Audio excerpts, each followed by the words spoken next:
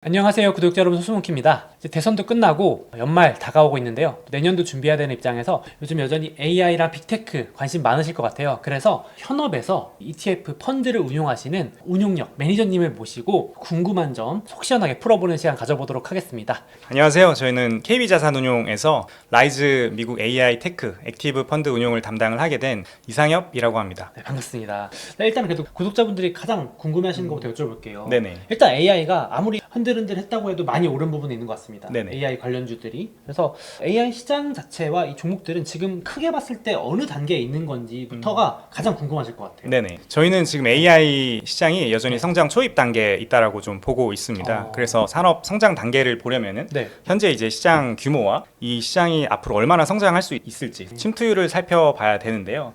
그래서 지금 AI 시장 같은 경우는 전 세계적으로 지금 100에서 150조 원 정도 됩니다. 근데 이제 AI가 침투 가능한 전 세계 IT 산업 같은 경우는 연간 지금 5조 달러 정도 시장 규모가 형성이 돼 있고요. 그래서 네. 이제 침투율로 봤을 때는 한 2에서 3% 정도라고 보시면 됩니다. 그래서 아. 그만큼 아직 성장 여력이 높다라고 보시면 될 것 같습니다. 그러니까 전체 IT 시장 규모가 한 6, 7천조 원 정도 된다. 네, 원화 맞습니다. 기준으로 그렇죠? 예, 환산해 맞습니다. 근데 예. 말씀해주신 AI 시장 규모는 아직은 한 100에서 200조 원? 네네, 그러니까 맞습니다. 진짜 2, 3%면 정말 미미한 수준이네요. 네, 맞습니다. 그래서 이제 여전히 큰 사이클이나 산업 구간의 입장에서는 초입이다. 네, 맞습니다. 그러면 더 궁금한 거는 이 테크 산업 전체랑 AI랑 비교하는 게 맞나요? 이 규모 비교하는 것이? 네, 맞습니다. 이제 AI 같은 경우는 네. 사실 이제 테크 산업뿐만 아니라 네. 향후에는 전 산업에 걸쳐서 확장이 될 것으로 보고 있거든요. 근데 이제 산업 초기 단계에서는 지금 IT 산업, 테크놀로지 산업에서 이제 변화를 만들어내고 있고요. 네. 그래서 테크놀로지 산업이라고 하면은 대표적으로 저희가 반도체를 떠올릴 수 있고, 뭐 소프트웨어를 떠올릴 수 있고, 관련된 이제 IT 서비스 영역들을 떠올릴 수 있는데요. 먼저 많은 분들이 아시겠지만 이제 반도체 산업에서 과거에 이제 CPU로 대비되는 그런 직렬 컴퓨팅에서 이제 네. 병렬 컴퓨팅, GPU 기반의 그런 가속화 컴퓨팅으로 이제 모두 다 바뀌고 있죠. 그리고 이제 메모리 반도체 같은 경우도 D램에서 고대역 반도체인 HBM 메모리로 바뀌고 있고, 또 이제 네트워킹 시장에서도 과거 이제 100G 미만의 좀 저속 네트워킹에서 최근에는 AI가 들어오면서 이제 800G 이상의 고속 네트워킹으로 다 바뀌고 있습니다. 그래서 AI 하드웨어가 이제 IT 시장의 하드웨어를 다 바꾸고 있다 이렇게 보시면 될 것 같고, 이제 소프트웨어 시장 같은 경우도 이제 대표적으로 클라우드 서비스를 보면은 네. 과거에는 클라우드가 저희가 이제 네이버 클라우드 쓰는 것처럼 네네. 이제 스토리지 영역에 머물러 있었거든요. 네. 근데 이제 AI를 운영을 하기 위해서는 AI 모델을 훈련하고 또 추론하고 앞으로 운영을 하기 위해서는 이제 고성능의 인프라로 무장을 한 그런 클라우드 서비스가 필요합니다. 그래서 이제 클라우드 서비스 또한 다 이제 AI 클라우드로 업그레이드가 되고 있다 이렇게 보시면은 될 것 같고요. 좀 추가적으로 저희가 이제 네. 업무에서 사용하는 이제 많은 소프트웨어도 지금 대부분 이제 마이크로소프트에서 그런 소프트웨어 어플리케이션이 뭐 윈도우 MS 365 뭐 이런 것들이 있잖아요. 그래서 그런 것에서도 지금 앞으로는 코파일럿이라고 하는 업무 보조 툴이 이제 탑재가 돼가지고 전개가 될 것으로 보고 있고, 추가적으로 코파일럿보다 최근에는 더 진화한 이제 에이전트 AI라 해서 많은 이제 업무를 자동화할 수 있는 그런 AI 기능들이 이제 많이 탑재가 돼가지고 소프트웨어 전반에 있어서도 좀 혁명이 일어나고 있다 이렇게 보시면 될 것 같습니다. 그래서 전체적으로 IT 산업 전체에 있어가지고 지금 AI가 탑재가 되면서 네. 좀 한 단계 업그레이드 되고 있다 이렇게 보시면 될 것 같고, 그렇게 봤을 때는 이제 AI 시장이 IT 지출 자체도 사실 장기적으로 굉장히 고성장하는 산업이거든요. 과거 10년만 봐도 전 세계 GDP가 연평균 한 2에서 3% 정도 성장을 하고 있는데 네. IT 산업 같은 경우는 보통 한 5에서 10% 정도 장기적으로 성장을 해왔어요. 그래서 이제 테크에만 투자해서 돈을 많이 번 분들이 많으시죠. 네. 근데 이제 이런 테크에서 특히 이제 AI가 이 테크 시장 성장을 주도를 하고 있어가지고 전체 테크 시장에서 AI 침투율이 올라가면서 더 많은 성장을 기대해 볼 수 있다라고 저희는 판단을 하고 있습니다. 그러니까 말 그대로 정말 세대 교체? 약간 이런 느낌이네요. 네, 맞습니다. 벌써 구닥다리가 돼버린 그 네네. 구산업을 AI라는 신산업이 다 퍼져나가면서 막 건드리는 네, 그런 맞습니다. 느낌이네요. 예. 아, 알겠습니다. 이런 것들이 전 분야에 걸쳐서 일어나고 있는데 아직 그 침투율을 봤을 때 2, 3%밖에 안 되니까 네네. 갈 길이 멀다. 이해가 됐습니다. 그런데 지금 좋은 점 위주로 말씀해 주시긴 하셨는데 여전히 구독자분들이 불안해하시거나 걱정하시는 부분이 이런 게 있어요. 예를 들어서 최근에도 빅테크가 다 좋은데 투자하는 건 좋은데 이게 돈은 못 벌고 계속 투자만 하는 거 아니냐, 그냥 미래의 전망을 너무 장밋빛으로 보고 기껏 번 돈 땅에다가 박는 거 아니냐 그런 우려도 있을 것 같아요. 네네. 이 부분에 대해서는 어떻게 생각하실까요? 사실 말씀하셨던 것처럼 네. 최근에 불과 몇 달 전에 이제 미국의 대표적인 이제 벤처 캐피탈인 이제 세쿼이어 캐피탈이라든지 이제 골드만삭스에서 유사한 내용을 지적을 했었어요. 네. 지난 한 2, 3년간 보면은 AI 인프라 시장에만 우리나라 돈으로 한 100조 원 이상 투자가 됐었는데 네. 이제 미국의 AI를 활용한 이제 스타트업의 매출이 여전히 한 3조 원 정도밖에 나오지 않는다. 그래서 이제 수익화가 인프라 투자 대비해서 너무 이루어지지 않는다. 이런 지적을 좀 했었거든요. 네. 근데 이거는 저희가 좀 판단을 하기에는 네. 좀 섣부른 계산이다라고 좀 보고 있고, 그래서 이제 AI 같은 경우는 스타트업에서만 매출이 발생을 하는 게 아니라 이미 빅테크 기업에서 상당 부분 매출이 수익화로 연결이 되고 있거든요.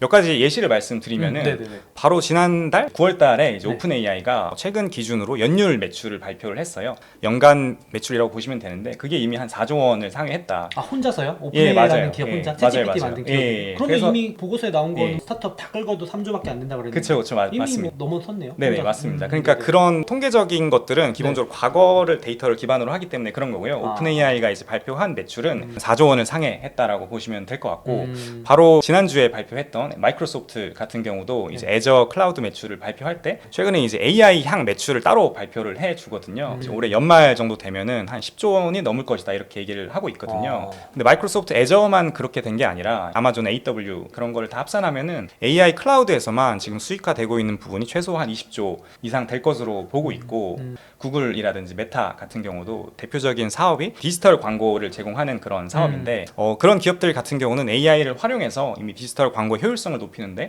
상당 부분 기여를 하고 있어요. 그래가지고 그런 부분까지 다 합치면은 지금 빅테크 기업에서만 AI를 통해서 수익화가 이미 진행이 되고 있는 부분이 적어도 한 3, 40조는 될 것이라고 저희는 이제 본부에서 판단을 하고 있고, 그렇게 봤을 때는 이게 산업 굉장히 초창기 단계인데 그렇죠.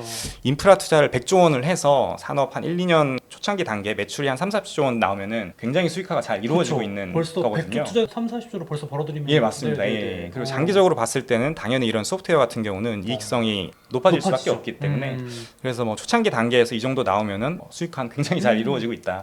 이렇게 보고 있습니다. 예. 그러네요. 말씀하신 것처럼 이게 무슨 어려운 말로 영업 레버리지라고 하던가요? 네네. 뭐 예를 들면 이제 AI 데이터 센터를 처음에 까는데 당연히 엄청난 비용이 들 거 아니에요. 네네. 그런데 한 번 깔아놓으면 이제 돌아가기 시작하는 거 아닌가요? 네, 맞습니다. 그러면서 예. 이제 수익성이 쫙 높아지는 거. 네, 맞습니다. 그렇죠? 그 예. 말씀해 주신 거죠? 예, 맞습니다. 예. 야, 그러니까 제가 봐도 네네. 이게 뭔가 딱 AI로 돈을 얼마 벌었어 이렇게 물어보면 어떤 기업들이 새로 태어나가지고 막 뭔가 버는 것만 그렇게 버는 게 아니고 네. 빅테크 기존 사업에 자연스럽게 이렇게 스며들듯이 네네. 돈을 버는 걸 도와주고 있는 거군요. 아, 네, 약간. 맞습니다. 그래서 지금 빅테크에 최근에 많이 걱정하시는 어떤 무리한 투자, 과도한 투자 이런 거에 대해서 좀 답을 해주신 것 같은데 네네. 그거 말고도 주가가 좀 많이 올라서 AI 버블 이런 거에 대한 우려도 좀 있을 것 같아요. 아무래도 우리가 기업 속에 닷컴 버블이라는 그 단어가 워낙 네네. 세게 각인해서 그런 것도 있는 것 같거든요. 막연하게 불안함이 있는데 이 부분에 대해서는 어떻게 생각하실까요? 일단 네. 뭐 최근에 뭐 2, 3년간 AI 시장을 주도했던 기업들은 말씀 주신 것처럼 빅테크 기업들인데요. 네. 그래서 결국 빅테크 기업들의 밸류에이션이랑 재무 상태 이런 거를 봐야 되는데요. 그래서 현재 이제 빅테크 기업 M7 기업이라고 하죠. 뭐 마이크로소프트, 뭐 애플 등등 해가지고 그래서 그런 M7 기업들의 밸류에이션이라고 하면은 선행 24개월 기준으로 이제 PER 밸류에이션 결국 이제 이익 대비해서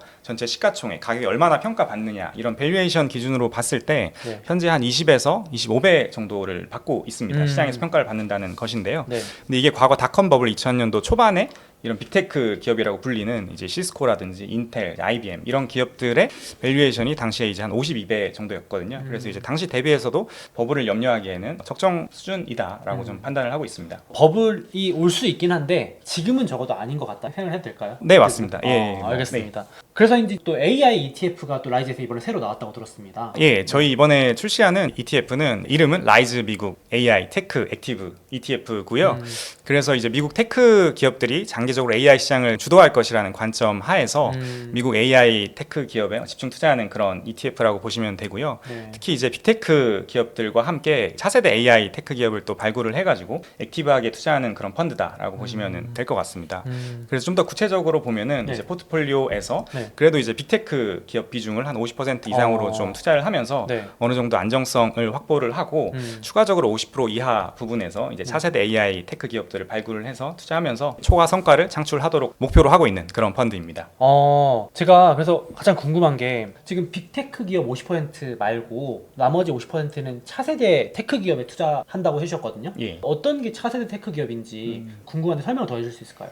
예. 그래서 네. 저희 ETF가 액티브 ETF인데 ETF는 기본적으로 기초 지수가 있거든요. 그래서 네. 기초 지수를 상회하도록 하는 게 저희 액티브 ETF예요. 그래서 네. 기초 지수 같은 경우는 전 세계에서 대표적인 AI 테크 기업 30개로 구성된 그런 기초 지수를 저희가 사용을 하고 있고요. 그거 기준으로 봤을 때 시가총액 기준으로 상위 10개 기업을 저희는 빅테크로 정의를 하고 있습니다. 그래서 이제 쉽게 말씀드리면은 저희가 다 알고 있는 M7 기업들 이제 뭐 마이크로소프트, 애플 이런 기업들이 네. 다 이제 M7 기업에 포함된다라고 보시면 되고 추가적으로 이제 브로드컴이라든지 TSMC, ASML 이런 기업들이 나머지 3가지, 4가지 정도 기업이 포함이 돼서 이제 빅테크 10개를 저희가 이제 빅테크라고 좀 정의를 하고 있고요. 네. 그거 외에서 빅테크 기업보다 더 많이 성장을 하는 그런 기업들을 차세대 테크 기업이라고 보시면 될 것 같습니다. 그래서 뭐 대표적으로 뭐 팔란티어 같은 기업도 있고 AI 반도체에서 IP를 공급하는 뭐 ARM 같은 기업들도 여기에 포함될 수 있고요. 그런 기업들이 다 지금 이미 시가총액이 거의 100조 원에 육박할 만큼 대형 기업인데 빅테크에 포함되는 1000조 원을 넘기는 그런 기업까지는 아니다라고 보시면 될 것 같습니다. 예. 이해됐습니다. 그래서 오늘 현업에서 운용력을 해주시는 매니저님이시니까 네. 뒤에서 좀 더 그런 발굴 노하우나 팁 같은 것도 한번 여쭤보도록 하겠습니다. 네. 그래서 알겠습니다. 다시 돌아와서 지금 AI 액티브 ETF라고 해주셨잖아요. 예. 구독자분들 보시기에는 AI ETF 많은데 액티브는 또 뭐지? 또 액티브 ETF 좋은 게 뭐지? 약간 이렇게 가장 궁금해하실 것 같은데 예. 이거 간단히 설명해 주실 수 있을까요? 액티브 ETF라고 하면은 매니저가 이제 종목 발굴이라든지 종목 비중 네. 혹은 이제 밸류체인이라든지 산업 섹터 비중을 좀 유동적으로 능동적으로 조절할 수 있는 그런 ETF라고 보시면은 되고 그러면 많은 분들이 알고 계시는 보통은 패시브 ETF를 많이들 아시잖아요. 네, 그러니까 맞습니다. 뭐랄까 정해진 어떤 룰대로만 움직이는 네. 약간 이런 게 패시브 ETF고 네네. 액티브 ETF는 말 그대로 나와주신 매니저님처럼 운용하시는 분이 야 오늘은 더 담아야 돼 말 그대로 액티브하게 네네. 투자할 수 있는 거예요. 예, 맞습니다. 그래서 좀 더 쉽게 예를 네네. 들어서 말씀을 네네네. 드리면은 예를 들어 최근에는 애플이 인텔리전스를 발표를 하면서 뭐 주가가 어느 정도 상승하고 그런 국면이 있었죠, 올해는. 근데 과거 2년 동안 보면은 사실 이제 코로나 이후에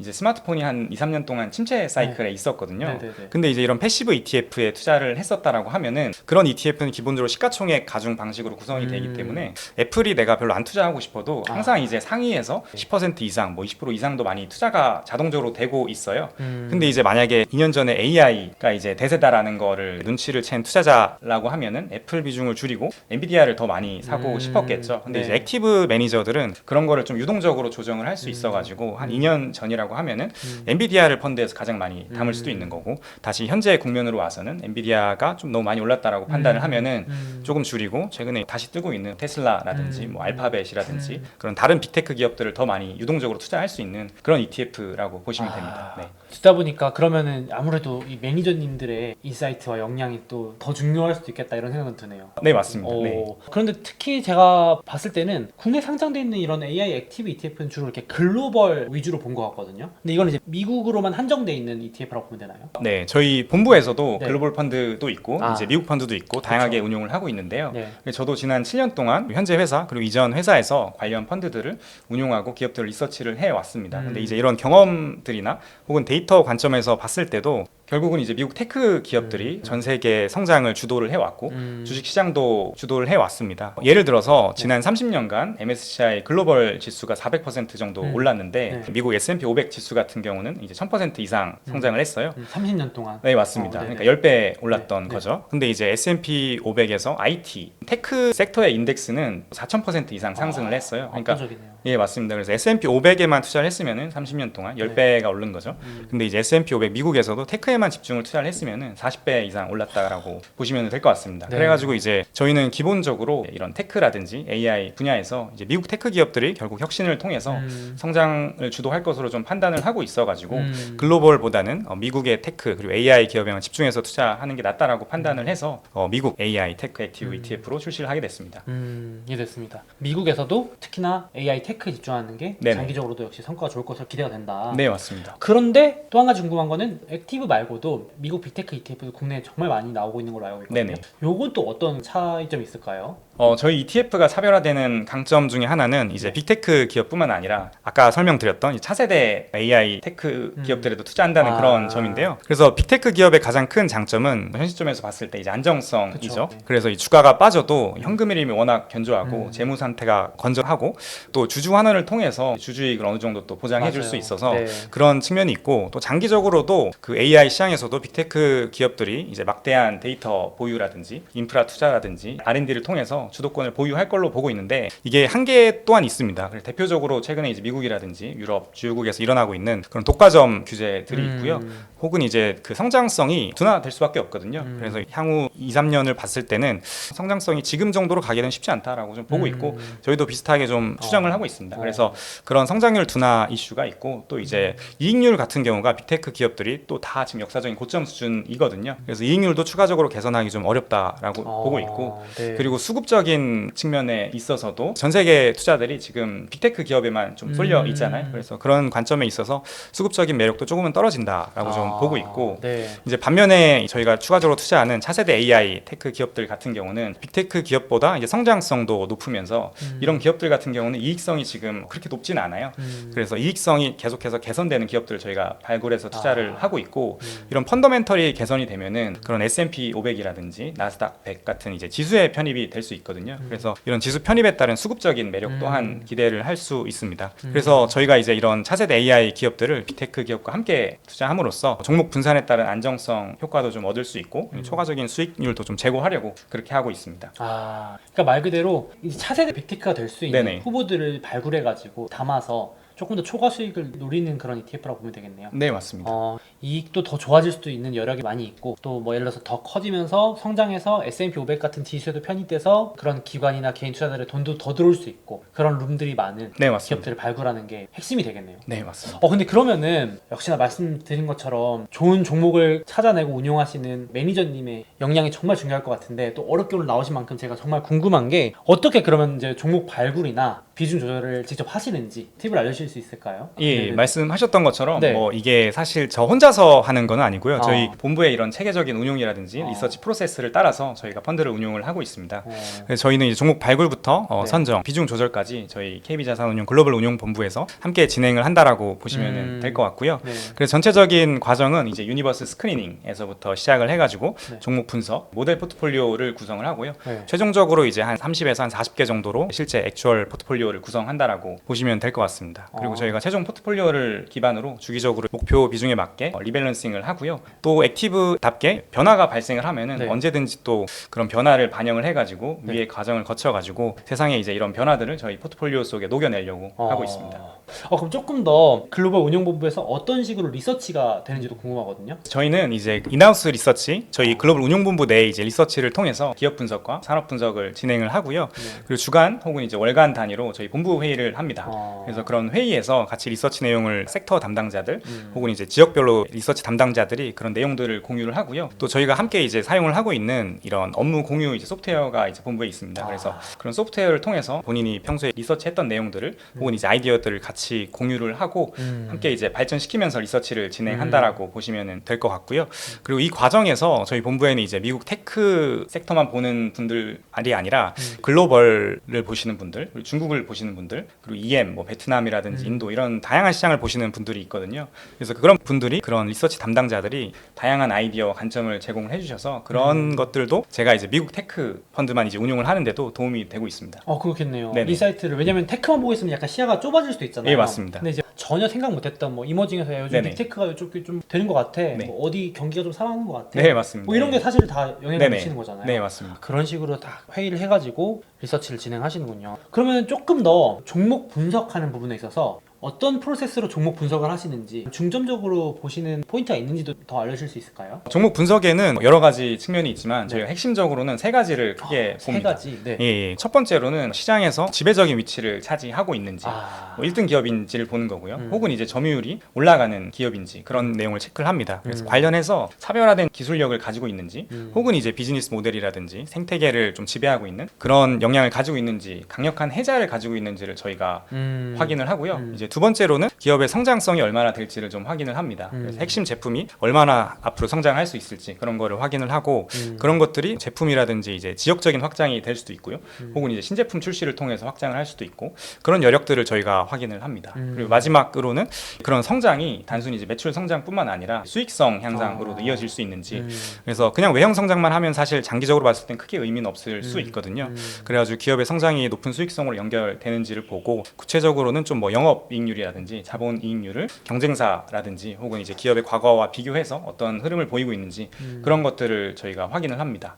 그래서 그런 거 확인을 바탕으로 저희가 한 3에서 5개년 정도 이익을 좀 합리적인 수준에서 추정을 하고요. 그리고 저희가 상대가치법이라든지 절대가치법을 통해서 이제 기업 가치를 적정 가치를 산출을 합니다. 그래서 최종적으로는 상승 여력이 30% 이상 있다라고 판단을 했을 때 저희 모델 포트폴리오에 넣어서 한 50개 정도 종목으로 추려서 저희가 밀착 관리한다라고 하죠. 예, 밀착 관리한다라고 보시면 되고 그 모델 포트폴리오 안에서 이제 최종적으로 한 30에서 40개 정도 종목을 최종적으로 투자한다라고 보시면 될 것 같습니다. 이해됐습니다. 어떻게 보면 이게 좀 구독자분들이 투자 공부를 열정적으로 하시는 분들이 아무래도 많으신데 네네. 팁이 될 수 있을 것 같아요. 현업에서 어떤 식으로 종목을 분석하고 물란에서 투자할 때 참고를 하는지 역시 1등 기업 같은 시장에서 어떤 핵심 제품의 지배력이 있는가 네네. 남들이 따라올 수 없는 뭔가가 있는가 그런 게 점유율이 될 수 있을 것 같고 예, 맞습니다. 그리고 이제 성장 얼마나 할 수 있는지 그리고 단순히 막 성장만 막 부풀리는 그런 실속 없는 기업일 수 네네. 있는데 수익성도 뒷받침되는가 네, 맞습니다. 이런 것들 포인트로 좀 알아두시면 좋을 것 같고 재밌는 거는 상승 여력이 30% 이상 있는 기업들 네네. 그러니까 아무리 좋고 위대한 기업도 너무 많이 올라서 이제 단기적으로 상승 여력이 보이지 않으면 후순위로 미루는 그런 작업도 하시는 거예요. 네, 맞습니다. 알겠습니다. 그래서 구독자 여러분들 이런 거 참고하시면 좋을 것 같고요. 그러면 이제 좀 더 구체적으로 이번에 이제 ETF도 나오긴 하는데 여기에 이제 포함되거나 포함될 수 있는 종목들이겠죠 아무래도. 네네. 그런 특별히 좀 좋게 보는 이 AI의 관련 종목 소개 네네. 몇 가지 해주시면 좋을 것 네. 같아요. 네, 알겠습니다. 네, 그래서 저희 본부에서 운영하는 공모펀드들이 있거든요. 이미 AI 관련된 기업들을 저희 본부에서 이번에 처음 투자하는 게 아니라 과거부터 좀 투자를 해왔어요.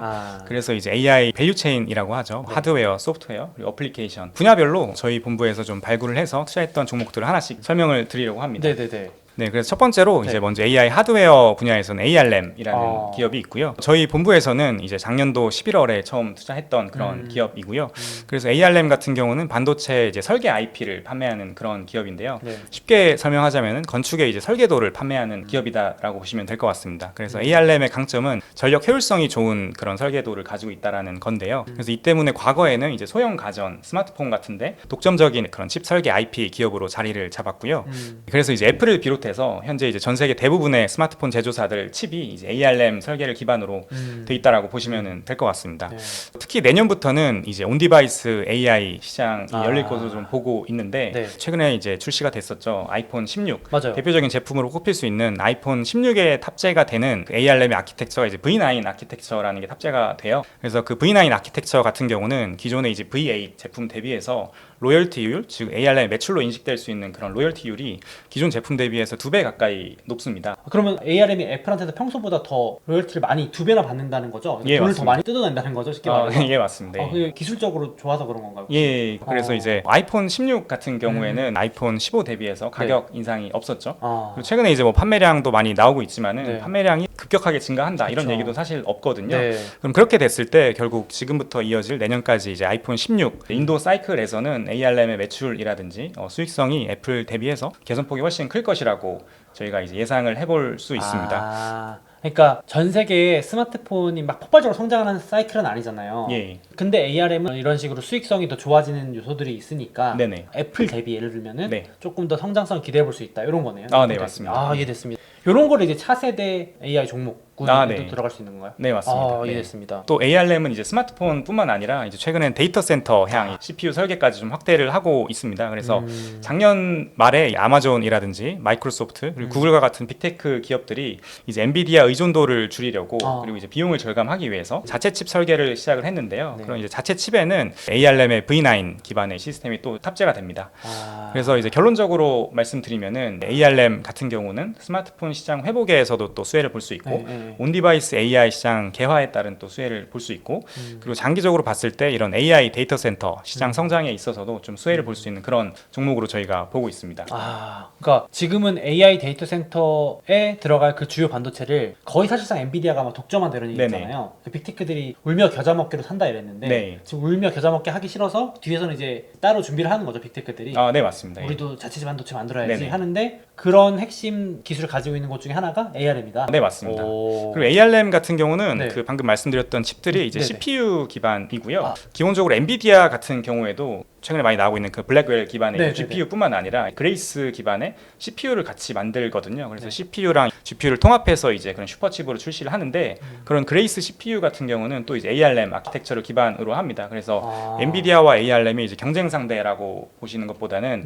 엔비디아가 이제 CPU 시장에서도 최근에 성장을 많이 하고 있는데 그 시장에서도 ARM이 같이 수혜를 볼 수 있다 이렇게 보시면 될 것 같습니다. 엔비디아의 종합 선물 세트 안에 패키지 안에 ARM에 또 반도체 들어가니까 네, 맞습니다. 같이 성장도 하는 거네요. 네, 맞습니다. 이것도 중요한 팁인 것 같습니다. 그래서 이런 포인트들이 되게 많기 때문에 ARM을 내부적으로 좀 좋게 보신다. 이해가 됐습니다. 그러면 지금 이제 AI 쪽에서 하드웨어 소개해 주셨거든요. 네네. 하나 더 이제 소프트웨어 쪽에서도 비슷하게 좋게 보시는 종목이 있는지 궁금합니다. 저희가 이제 AI 소프트웨어 분야에서 주목하고 있는 종목은 이제 서비스나우입니다. 그래서 본부에서는 이제 2022년도 10월에 처음 투자했던 그런 종목이고요. 그래서 먼저 좀 거시적으로 좀 큰 흐름에서 말씀드리면은 글로벌하게 IT 소프트웨어 시장이 지난 10년 동안 연평균 한 10% 정도 성장을 해왔고요. 그리고 마이크로소프트의 연평균 매출 성장률 또한 또 비슷한 흐름을 보였는데 이 서비스나우라는 이제 IT 소프트웨어 기업은 연평균 30% 이상 성장을 해왔습니다. 최근에 이제 성장성이 좀 둔화가 됐어도 지난해에도 20% 이상 성장을 했었고요.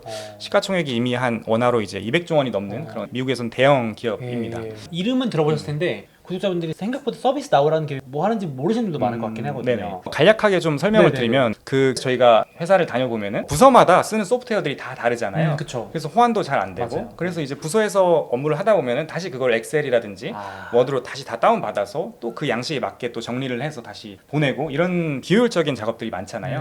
근데 이제 그런 나우 플랫폼을 기업에 도입을 하면은 그런 작업을 해소해 주는 겁니다. 그래서 하나의 소프트웨어 안에서 같이 이제 업무를 수행을 할 수 있고 또 비효율적인 작업은 그냥 자동화를 해버려서 시간을 좀 절약할 수 있는 기업의 자동화를 돕는 그런 대표적인 기업이다라고 보시면 되고요. 최근에는 이제 SK 하이닉스라든지 국내 기업들에서도 많이 도입이 되고 있는 그런 추세입니다. 네. 그게 최근에 도입이 되나 보네요. 네네. 몇 년 되긴 했는데요. 네네네. 맞습니다. 그런 미국에서는 뭐 이미 많이 대중화가 됐었고 우리나라에서도 도입이 되고 있는 그런 소프트웨어입니다. 이해됐습니다. 근데 이제 이 서비스나우가 그럼 왜 좋게 보시는지 또 포인트가 있을까요? 서비스나우는 대표적으로 이제 CEO의 강력한 리더십이 회사의 성장을 이끌었던 그런 기업인데요. 네네네. 그래서 현재 이제 빌 맥더맷이라고 하는 CEO가 네. 이제 네. 6년 전에 서비스나우에 와서 현재까지 이제 CEO로 재직 중입니다. 그래서 빌 맥더맷이라는 인물은 과거 이제 셉 우리 아시는 이제 SAP, 네. ERP 기업이죠. 그런 셉에서 클라우드 전환을 이끌면서 그때 기업에서도 엄청난 이제 이익 성장과 주가 상승을 이렇게 이끌었던 그런 기업의 이제 CEO라고 보시면 되고요. 서비스나우에 와서도 아까 설명드렸던 나우 플랫폼의 제품군 확장이라든지 비즈니스 자동화를 좀 주도를 하면서 지난 6년 동안 이제 서비스나우를 크게 성장시켰던 그런 기업이라고 보시면 되고요. 그래서 이런 경영자의 탁월한 리더십과 이런 자본 배분 능력이 기업의 성장과 이익 성장과 주가 상승에 크게 기여하고 있는 그런 기업이라고 보시면 될 것 같고 그리고 또 저희가 AI ETF잖아요. 그래서 얘네가 이제 AI도 굉장히 잘 하고 있는 그런 기업이에요. 특히 최근에 출시된 AI 기반 제품이 이제 프로플러스라는 모델은 기존 제품 대비해서 가격대는 더 높은데 기존 고객들에게 수요가 더 높은 상황입니다. 그래서 이제 매출 성장도 더 빠르게 일어난다라고 보시면 되고 가격이 높기 때문에 이익 성장 또한 더 배가 된다라고 보시면 될 것 같고요. 네. AI 소프트웨어 대장이 마이크로소프트 같은 종목이잖아요. 그러니까 그런 것처럼 차세대 주목하고 있는 네, 맞습니다. 기업 중에 하나인 거네요. 네. 이해됐습니다. 제가 말씀 주신 거 들어보니까 역시 이런 식으로 내부적으로 이렇게 딱 종목 선정하실 때 역시 경영진도 보시는 것 같고 네네. 앞으로 이렇게 좀 좋아질 뭐 수익성이나 성장성에 도움이 될 게 뭐가 있나 그런 포인트들 보시는 것 같아요. 네, 맞습니다. 이해가 됐습니다. 그래서 어떻게 보면 하드웨어에서는 ARM 같은 종목들 한번 눈여겨보시면 좋을 것 같고 소프트웨어에서는 서비스나우 같은 종목 참고하시면 좋을 것 같습니다. 그래서 어떻게 보면 이 AI ETF의 이제 빅테크 절반, 차세대 종목 절반이라고 하셨는데 지금 어떻게 보면 차세대 종목 관련된 간접적인 설명도 해주신 것 같아요. 네네, 맞습니다. 근데 조금 더 궁금한 거는 이 액티브 ETF다 보니까 이제 구독자분들이 추가로 궁금하신 거는 근데 이게 그래도 액티브 ETF인 만큼 좀 뭔가 초과 수익이라고 하나요? 그런 것들은 어떻게 하는 건가를 가장 궁금하실 것 같아요. 예, 그래서 네네. 저희가 이제 액티브 전략으로는 크게 이제 세 가지를 말씀을 드리는데요. 네. 첫 번째로는 빅테크 기업 중에서도 주도주 변화에 주목을 해서 투자를 하고 있습니다. 그래서 AI 같은 경우는 시장이 계속해서 성장하고 있고 앞으로도 성장할 것으로 보이는데 주도 기업은 계속 변할 것으로 보고 있습니다. 네. 그래서 2022년도에 챗GPT가 처음 나왔을 때는 엔비디아가 뭐 지금까지도 그렇지만 계속 주도주 역할을 네. 했었죠. 네. 근데 이제 아마 많은 분들이 아시겠지만 작년에는 메타라는 기업이 AI를 통한 이 서비스를 공개를 하고 그리고 틱톡에 대항해서 릴스 플랫폼을 냈었는데 그 릴스가 이제 수익화 국면에 진입을 했었습니다. 그래서 그런 국면에서 또 이제 AI 기반으로 광고 효율성이 또 향상이 되면서 메타 전체적인 기업 이익성이 대폭 좀 개선된 그런 국면이 있었는데요. 그래서 올해는 2분기를 봤을 때는 또 이제 애플이 지난 2년 동안의 스마트폰 침체를 뒤로하고 애플 인텔리전스를 발표하고 또 이제 아이폰 16에 이제 애플 인텔리전스를 탑재한다 이렇게 얘기를 하면서 또 2분기 동안에는 온디바이스 AI 시장 테마 내에서 주도주가 됐었고요. 그리고 최근에는 또 이제 테슬라가 호실적과 함께 내년도 좀 가이던스를 좋게 주면서 내년도에 뭐 주도주가 될 수 있는 그런 가능성을 보여주고 있죠. 그래서 저희 ETF는 이런 AI 빅테크 중에서도 주도주 변화를 선제적으로 좀 발굴을 해가지고 저희 포트폴리오에 녹여낼 수 있는 그런 구조를 가지고 있다라고 보시면 될 것 같고요. 제가 봐도 빅테크 좋은 건 아는데 그 중에서도 계속 좀 바뀌는 것 같긴 하거든요. 네네. 주목받는 종목이 말씀하신 것처럼 엔비디아 핫했다가 갑자기 조용히 메타가 또 핫했다가 네네. 마이크로소프트 핫했다 이런 식으로 돌잖아요. 네네. 그러니까 그거를 아무래도 일반 패시브 ETF들은 유연하게 바꾸긴 좀 어려운 부분이 있는데 액티브만의 노하우이자 전략인 거네요. 네, 맞습니다. 이해가 됐습니다. 혹시 또 있을까요? 예. 네. 두 번째 저희 전략은 빅테크 대비해서 고성장하는 차세대 테크 기업을 이제 발굴해서 추가적으로 투자한다라는 것인데요. 네. 그래서 앞서 예시에서도 유사하게 좀 설명을 드렸었는데 네. 빅테크 기업에만 집중 투자하는 것보다는 차세대 기업을 같이 묶어서 투자하면은 더욱 효과적입니다. 그래서 종목 분산 효과도 있고 수익성도 개선시킬 수 있는데요. 그래서 예를 들어서 방금 말씀드렸던 온디바이스 스마트폰 쪽에 AI 시장이 좋을 때는 애플만 투자하는 것보다는 ARM에 함께 투자할 수 있고요. 묶어서? 네, 맞습니다. 그래서 이제 소프트웨어 시장이 좋을 때는 마이크로소프트에만 투자하는 것보다는 서비스나우라든지 팔란티어와 같이 차세대 AI 테크 기업들, 네. 성장성이 더 높은 기업들을 함께 투자를 하는 그런 방법을 저희가 또 두 번째 전략으로 이야기를 하고 있고요. 그런 거네요. 그러니까 쉽게 말해서 반도체 장세라고도 불리잖아요. 예를 들어서 예. 반도체 장세인데 제일 대장주만 가는 게 아니라 반도체 동생들도 형님 가면 막 이렇게 따라가고 하니까. 네, 맞습니다. 그 형님도 좋지만 동생들이 수익률이 더 좋을 때도 있잖아요. 네네. 그러니까 동생들 보고 있으면 약간 배가 아플 수도 있잖아요. 예. 형님만 투자했다가. 네네. 그러니까 약간 이제 섞어가지고 예, 맞습니다. 형님의 안정성과 동생들 열심히 따라와 이런 수익성까지 맞습니다. 예. 누리는 전략. 예, 맞습니다. 이 액티브에서 가능한 전략이다. 예, 맞습니다. 이해됐습니다. 반도체로 예시를 들어 주시니까 근데 네네. 이제 반도체만 봤을 때는 사실 엔비디아 한 종목에만 지금까지는 투자하는 게 좋았죠. 근데 저희는 이제 그런 것도 변화할 거라고 좀 보고 있고요. 마지막으로 네. 저희 이제 알파 전략으로는 초과 수익 창출 전략으로는 밸류 체인별로도 이제 투자 비중 조절을 통해서 알파를 창출할 수 있다라고 좀 보고 있는데요. 네네. 그래서 이제 말씀 주신 것처럼 AI 시장이 사실 발전 단계별로 수혜를 볼 수 있는 세부 산업이 계속 변화를 합니다. 그래서 지난 2년을 보면은 사실 뭐 다양한 액티브 펀드라든지 패시브 이런 걸 투자하는 것보다 그냥 반도체 ETF에 투자하는 게 사실 가장 수익률이 높았거든요.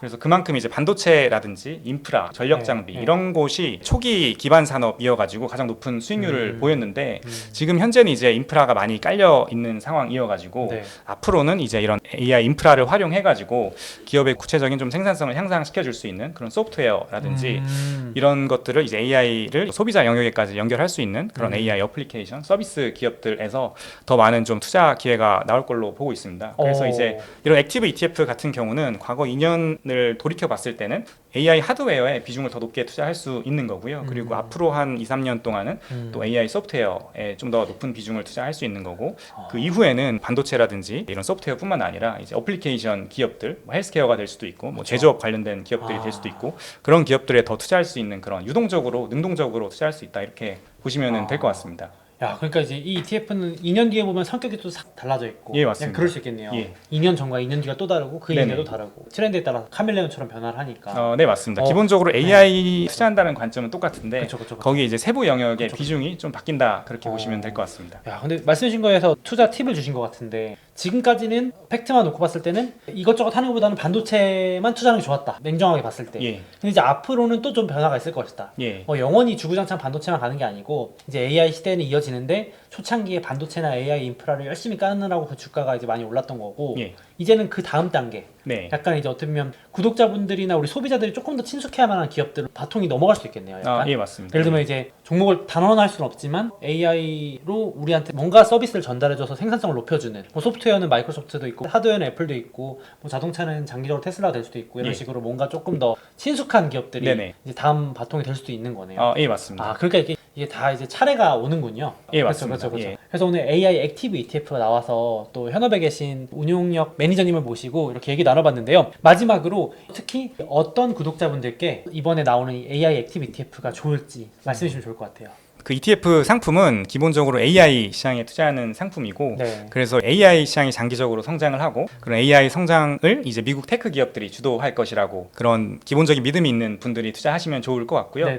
그래서 특히 이제 빅테크 기업에 투자를 하면서도 또 빅테크 때만 투자하기 좀 아쉽다. 좀 더 이제 수익률 개선을 위해서 차세대 AI 테크 기업이 함께 투자하고 싶으신 분들이 투자한다라고 하면은 적합한 상품이지 않을까 그렇게 생각합니다. 알겠습니다. 그래서 조금 장기적으로 이 AI 시장이 클 것 같다 이런 믿음이 있으신 분들이 네네. 길게 보고 투자하시기 확실히 좋을 것 같네요. 네, 맞습니다. 알겠습니다. 그래서 오늘 또 새로 나온 이 AI 액티브 ETF뿐만 아니라 이 ETF의 초과 수익이 어떻게 나는지 어떤 식으로 종목 발굴을 하는지 또 어떤 종목들을 눈여겨보고 계신지 싹 정리를 해봤는데요. 조금 더 이 ETF에 대해서 궁금하신 분들을 위해서 제가 이 영상의 댓글과 더보기에다가 관련 링크를 남겨놓을 테니까 공부 차원에서 한번 확인해 보시면 너무 좋을 것 같습니다. 오늘 나와주셔서 너무 감사합니다. 네. 감사합니다. 고생하셨습니다.